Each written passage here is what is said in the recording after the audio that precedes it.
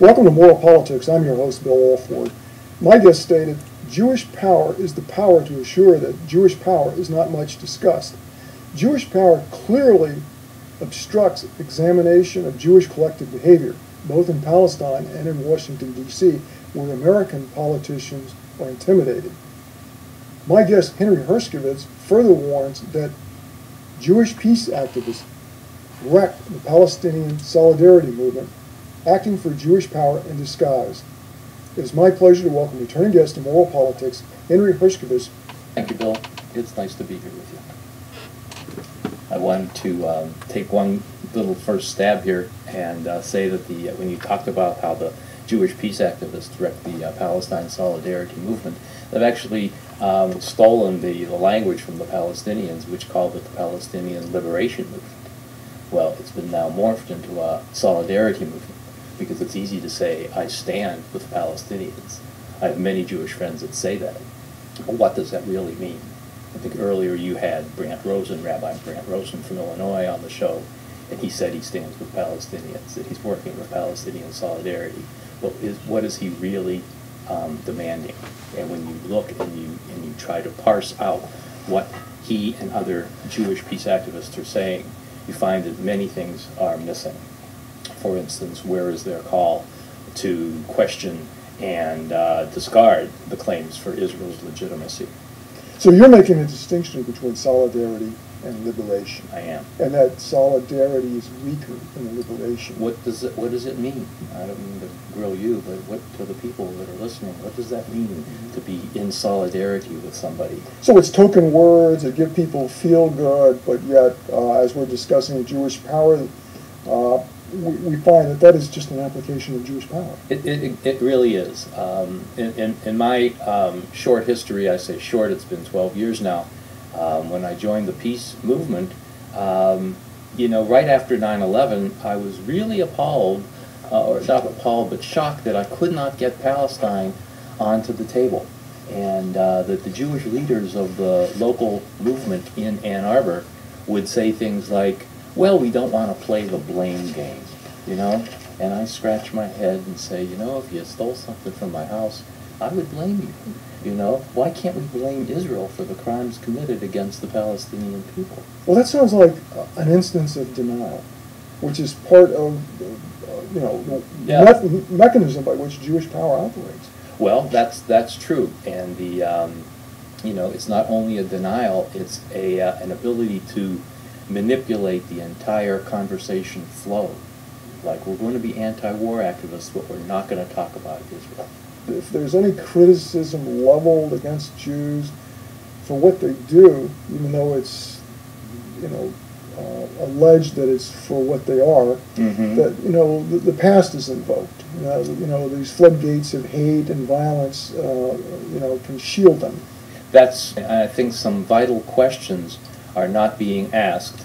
I would theorize that they're being prevented from being asked. But what would be wrong with the question of why were Jews hated in Germany? That should be examined. Yeah, you brought up the Holocaust before, and so many Jewish peace activists are willing to bring up the Holocaust, but they only go so far. Like that, the assumption is that that you non-Jews just hate Jews. And you can't understand it. It's Jewish suffering. Yeah, exactly. But we can examine the Rwandan genocide, which is a Holocaust. Absolutely. But if we call that a Holocaust, then you're in danger of being labeled an anti-Semite. Because that word is patented now. Right. And we talk about white supremacism in South Africa in the 80s. We never talk about Jewish supremacism in Palestine.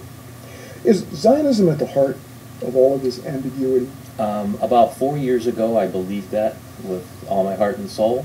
And I went to, in 2010, I went to England, and I met Gilad Atzmon, Paul Eisen, and a few other free thinkers over there. When I was convinced that, because we hear so much about the occupation, a lot of Jewish activists, like Josh Rubner running the U.S. campaign to end the Israeli occupation. What is this word, occupation? And I said, occupation is just a symptom. Zionism is the core problem. And they, the thinkers in England, said, oh no, Henry, you know, Zionism is a symptom and Jewish power is the problem. And that turned my head. And that got me to thinking about how I've been buffeted by Jewish power is the problem. Right. It reflects Zionism. It reflects Zionism. There was a man who recently passed, and he wrote a book called The Jewish Onslaught. His name was Tony Martin, and he taught black history at I believe it was Wellesley College, Women's College in Massachusetts, and they tried to get his job. Well, his crime was that he brought in the existence of Jewish slave ownership and complicity in the crime of slavery. And so there was an instance where the onslaught, the cries of anti-Semitism were heard, and Zionism wasn't an issue at all. It was just Jewish involvement in the black slavery movement. Well, that's interesting. Zionism is less worrisome than Jewish power, which I would have had reversed myself. Yes. But Zionism is an ideology. It did hijack Judaism. That's not consistent with the opinion of over 800 rabbis who in 1942 signed a document that claimed, and the title is that Zionism is the affirmation of Judaism, and that they will go on. And these are rabbis, I mean, these are people that have studied the religion. So what you're saying is even historically, rooted in Judaism has been Zionism, the seed of Zionism. Absolutely, absolutely. These are what I guess there was a discussion in the early 40s. Some of the Reform rabbis got together and say, oh no, Zionism is bad, Judaism is good. And these, you know, and there was about 90 people that signed a document, 90 rabbis, and these 800, you know, and if you keep score like I always do, 800 crushes 90, you know, and they said, no, folks, you know, the Bible is replete with stories of conquest and throwing people out of a homeland and stuff like that. Well, now I can see how Jewish power can be singled out as the worry, because this delusional idea that was already rooted in Judaism has been permitted to bloom. We spoke a little bit about Gilad Atzmon. He's my friend, and as you might know, there's been lists of people that are shunning him and advising other people to shun him, you know. And because he's speaking truth to the power of truth. Yes, yeah. He wrote, as you said earlier, the book The Wandering Who, which is an examination of Jewish identity politics. Right. And I did a show on that. Yeah, and that's you know, when you read the book, and he defines Zionism differently than I do. I think Zionism is like you know, the love of the state of Israel and the desire to create a Jewish state. He defines Zionism as a political identity groupism. It's a movement to preserve Jewish tribalism. And that's what to prevent assimilation. Yes, right. And to stick together and to focus on suffering. As we explore Jewish power, obviously let's deal with the basics of Judaism and Jewishness that was raised by Gilad Atzmon. Yeah, he does. He was the one that brought the idea of Jewish power being the power to ensure that Jewish power is never discussed. You know, and you can test it out that when Jews get into the peace movement, they begin to take over leadership positions, and then slowly steer it away, you know, from blaming Jews. You know, whereas Paul Eisen and Gilad clearly say that, you know, here you have this Jewish state with Jewish soldiers, with weapons bearing Jewish religious symbols, you know, killing and maiming Palestinians, but to blame Jews for this crime seems impossible to do. How do you define a Jew? I just define a Jew as a member of a club. You know, I was born, it's not genetic, it's not ethnic, it's not racial. I can't believe any of that. I can't believe it's racial, I can't believe it's genetic. They want to try to prove that. They are, most people in the mainstream Jewish Zionist movement and in the peace movement, you know, the peace movement is very reluctantly coming around to admitting that that Jews like myself, Ashkenazi Jews, never came from the Middle East. Mm-hmm. There was no diaspora, there was no exile. There were Khazarians from Right. Eastern Europe, Russia, and that's where the Ashkenazi Jews came from. So this club is formed, and they say, as members of this club, we want that piece of land over there, and we don't want the people on it. And we have this doctrine, this ideology that we all subscribe to. Right. So being a Jew then is a club or a group with a shared set of delusional and quasi-historical narratives. Yes, absolutely. And a deep belief in these You would narratives. only get this from, it would be imprinted upon you at birth from a parent. Imprinting is a word I'm not real familiar with, but we're certainly inculcated into that, indoctrinated into a system where it's us versus them, Right. and they are out to get us. Which doesn't really work very well in a broader society. It creates friction. Absolutely. Now, is it fair to say that Judaism equates to Zionism? Is it, as the religion, is there a role, or is it separate enough so that there is a role for Torah Jews, the covenant keepers? I think that the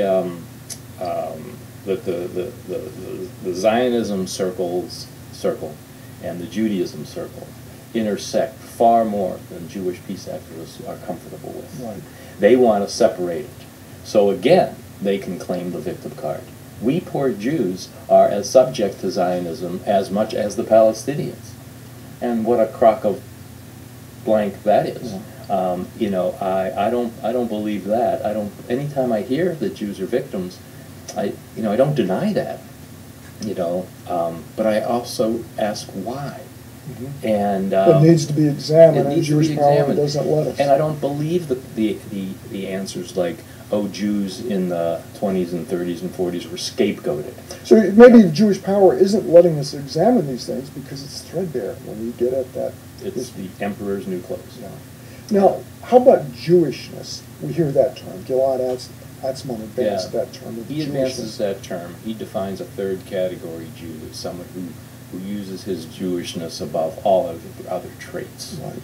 You know, Wears being a Jew on their sleeve, and yeah, it's like everything is twisted into Jew. right. If they hear a conversation about Jews, they will go over there and demand the person talking about them. What are you talking about? Right.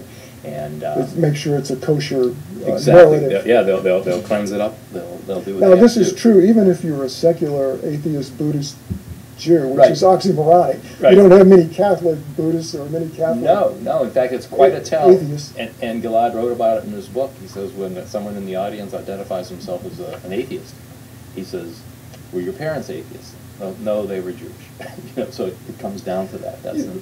I'm reminded at this point, I think it was Michael Newman that talked about the shell game, the grand shell game. It's used to keep it ambiguous, Right. to deny. And he's talking about people who are often greeted with, let me read it. He says, look, we're a religion. No, a race. No, a cultural entity. Sorry, a religion. Yeah. You can move these shells all around, and so that part doesn't matter. But the Jewish power is at the core of it, and the people even playing the shell game are guilty of that. Can we say that control of the media, which can control the discourse, has been essential to the ascendancy of Zionism and Jewish power itself? Absolutely, it's part of a triangle of power where the media domination by Jews, and I can say that without flinching because it's just so obviously true. When you look at who owns Time Warner and its subsidiaries, and who owns the New York Times, CBS, and CBS and NBC, ABC, it's Disney. And it should really concern non-Jewish people. It does, but this is where Jewish power can assure that Jewish power is not much discussed. Right, exactly. I mean, how many times have you heard on mainstream media that I'm blanking on the mayor of Chicago, Rahm Emanuel, who was Barack Obama's chief of staff. I mean, here's a guy who's a citizen of another country. We don't need to tell you what dual country it is. loyalty Yeah, to Israel. because it's not, and it's He not. served in their IDF, but he didn't serve in America's military. Exactly. Yeah, he served in a position, I think, which was a civilian position. He'll try to weasel around that. There'll be a lot of They weasel allege numbers. that Israel had the White House when he became chief of staff Oh yeah. to Obama. Well, there was a story in one of the New York Times magazines that said Obama's the first Jewish president. You know, and it's so telling. I mean, but if we look at it as Americans, we should be very concerned that the mayor of New York City is Jewish. You know, where are his allegiances? Certainly the allegiance, as you pointed out, of the mayor of Chicago is to Israel first. He served in their military and not in ours.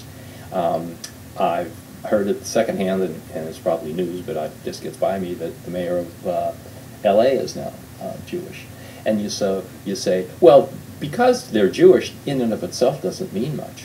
But sit back and say, what if the mayors of these three major cities in the United States had second citizenships in countries like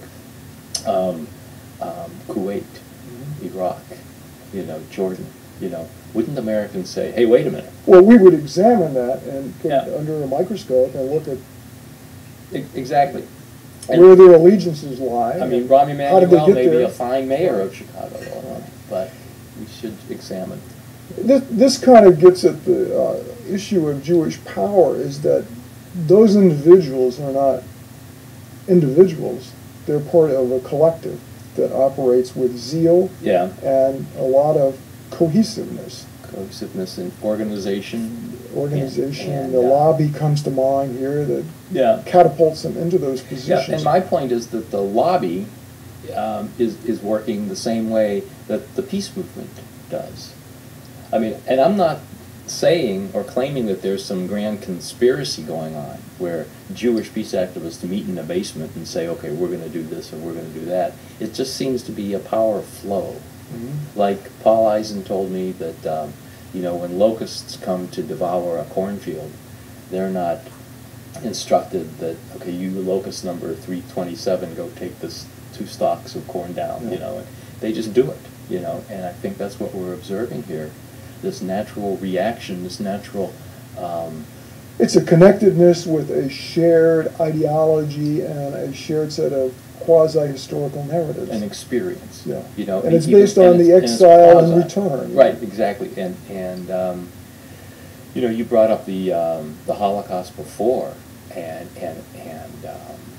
I don't think we should avoid the term, but I think we should examine it. For instance, what I know about the Holocaust is 2 things. One is that very few people have read Holocaust revisionist narratives. to You're find not out. permitted because of Right. Jewish Well, power. it's hard to find at your public library. Books by Kevin MacDonald, books by Germar Rudolph, David Irving. When David Irving came to speak in Detroit, we had to go, hide our identity for a while to find out where he was going to be, and he was shielded because he didn't want the mainstream Zionists to come and shut his action down. I believe there was a European Catholic bishop that was threatened with arrest and maybe excommunicated, and there was actually a writer who was actually imprisoned in Europe for, quote, denying the Holocaust. Well, there's 13 or 14 countries where Holocaust denial lands you in prison. But yet I can deny the Rwandan genocide. Sure. I can deny the Ukrainian genocide. You can deny the existence of God Yeah. and walk down the street. But not But you the official story of the and, Holocaust. and in this country, And this is Jewish power. absolutely. I mean, and it's not only Jewish power; it's very telling, because if you say you deny the Rwandan genocide, I can show you reams of data that support that. Yeah. If you deny the Holocaust, why don't we just provide them with reams of data? Let the scholars go at it, but this is the point, that these Absolutely. Jewish institutes at major universities are not there to advance scholarship, but to prevent it. To make Yes. sure that the official Yeah, story and is the that's only another story. example of our collective definition here of Jewish power, which we're trying to work with today. Right. You know, it's interesting. It's been written about, but Zionism and National Socialism, the Nazi ideology, share the Jews as separate from the rest of society. Yeah, they were one in that sense. They were one at that sense, and you know, it's now that the National Socialists no longer exist. We have the Jewish National Socialists that exist. Want Jews separate from society. And they want Jews separate from society. Which inevitably is going to create Right. friction, especially if you are exploiting the host nation. The Host and the Parasite, I think, is a book that needs examining, because there's a lot of information in that book. It seems like a real dilemma here. You know, if you subscribe to Zionism, is it just a bunkum ideology that has no solution? Either you're going to be a parasite to your host, to have your nation within a nation, your peoplehood, or is there a way for it to be compatible with its host nation? There's clearly ways where Jews can exist within a host nation. Hopefully, when Israel is ended, that Jews that have lived there will continue to be able to live there, because I'm certainly not demanding or suggesting any violence be done to anybody. In fact, obviously, my efforts are to end the violence, you know, but ending a state doesn't mean necessarily using violent methods to do that. It's just unfortunate that the state was created as a Jewish state by Jews, and when the Jewish supremacism is defeated, as white supremacism was defeated in South Africa, the name was able to remain. But when Palestine becomes a democracy and people get a vote, what are they going to vote for on the name? Should we be Israel? Should we be Palestine? That's a no-brainer. We're going to be Palestine, and Israel will be ended. You know, and so it won't be a strictly Jewish state. Absolutely. So why don't we hear from Jewish peace activists like Grant Rosen? And I'm not picking on Grant. You know, I don't know the man. I'm sure he's a wonderful guy. But why isn't he calling for an end to the state? Why isn't he calling for an end to Jewish supremacism? Why isn't he demanding right of return, which is something that's kind of, oh yeah, we support right of return, a lot of Jewish organizations will say, but they're not out front demanding it because they know in their heart of hearts that means the end of the Jewish state. Well, it's also, I think, I attended his talk in Seattle. I think there's an instance of cognitive dissonance or just delusion that the congregants that in his synagogue, also the people that attended his talk, are dealing with, is that we can't look in the mirror and self-examine. It's just going to be too painful. We're going to have to let go of too much. We're going to have to let go of Judaism, or aka Zionism. And then what do we have? We have this hollow, threadbare set of quasi-narratives that... Those are definitely challenges for Jews. And I contend that it's going to be a whole lot less painful than to have a repetition of history. You know, because history will repeat itself. You're talking about genocide against Palestinians. No, I'm talking actually, and this might be where my Jewish supremacism is coming out, I'm talking about a backlash against Jews themselves. So in other words, the historical worry that we have in present times is all Jews, even though they're very successful, the top socioeconomic class in America, still have angst that they're just, one scallop away from Auschwitz. Right, exactly. And they need this refuge, Israel, to feel safe. You know, the only way out is through. And if these Jewish people aren't willing to take that examination, like you say, to look in the mirror and say, what are we doing collectively that's pissing people off? We're not going to get to the root of that problem. And when a majority population is manipulated by a 2% minority population. And it is manipulated. And it's manipulated to the majority's disadvantage. They're not going to like it. You know, when Joe Sixpack opens up the body bag of his son coming back from Afghanistan, Iraq, maybe Iran in the future, and he realizes that these wars are being fought by Americans for Israel. But Jewish power denies the neocons Mhm. were actually working for Israel's interests in those wars, the Iraq War, the Afghan War. Yeah, they were working for Israel's interests. But And it's denied outright. yes, of course. Neocons have disappeared practically from Right, sight. but in other words, but why do we have organizations like AIPAC? If the interests of the United States were copacetic with the interests of Israel, we wouldn't need this massive organization that's funded with millions of dollars.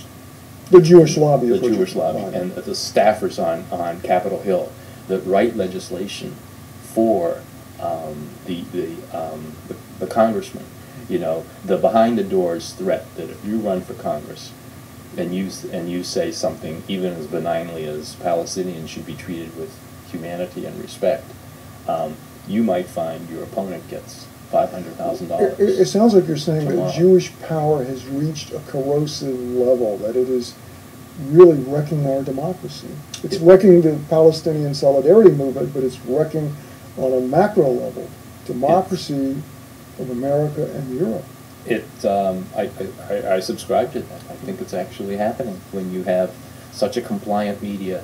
I mean, just think about trying to name a novel, a fictional novel, where the Jewish person is the vile, mean, methodical, diabolical, murderous, rapists, etc. You can't, you know, and because you couldn't get that book published, even if you did write it, you know, and you wouldn't get good reviews. It would be trashed. What do we do about it? We highlight it. We expose the people that are using. But somehow Jewish we power. have to get around Jewish power that Yeah. assures that Jewish power will not be discussed. Exactly, and in some ways, it's going to take an effort from the Christian world to roll up their sleeves, and that's what the Jewish community can use as a big kick in the ass by the Christian community and say, we're not going to play your game anymore. We're going to expose this thing called Christian Zionism. We're going to focus on what Jewish Zionism is. What you're saying is get over the fear of being labeled an anti-Semite, Absolutely. which is ironic because Yeah. the Ashkenazis Are are not non-Semites. Semites. No, that's- They're not an that's ethnicity, they're true. not a race. Right. There's a reason I look more like you than I do look like my friend Farouk, who was Yeah. born in Palestine. Right. So, So if we can get over this fear, then we can take on Jewish power, we take on Jewish power. We can which shove is it. it's corroding our society. So it's a moral obligation, really, Yeah. to stop racism. Well, it's engendering anger, hatred, and I can see the legitimacy of that anger and that hatred. Henry, I want to thank you very, very much for this delicate but in-depth and really vital discussion on Jewish power. It's important that we have this discussion